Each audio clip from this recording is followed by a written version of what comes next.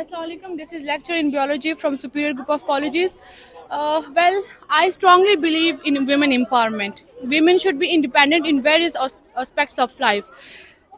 While organizing the science and art exhibition and participation of the various females, I strongly believe in that factor that we are giving the same opportunities like they are giving to the males. These are the cerebral opportunities that we are demanding from the society. जो opportunities males को provide की जा रही वही opportunities females को भी provide की जाए. Females are not only confined to the domestic chores of the houses. They can also take care of the families and they can participate in the various difficult fields of the life. Maybe we are not physically that strong like the men, but like mentally we have the brains, we have the strong neurons and we can compete with the males in different fields. हम भी males के साथ जो है मुकाबला कर सकते हैं. हमें भी opportunities जो है वो equally provide की जाए because females are also very intelligent, very talented और हम जो है मुख्तलिफ fields में जो है अपनी कारकर्दगी जो है अपना हुनर जो है वो बहुत बखूबी से शो भी कर सकते हैं और अपनी जिम्मेदारी जो है वो बहुत अच्छे से निभा भी सकते हैं. Thank you.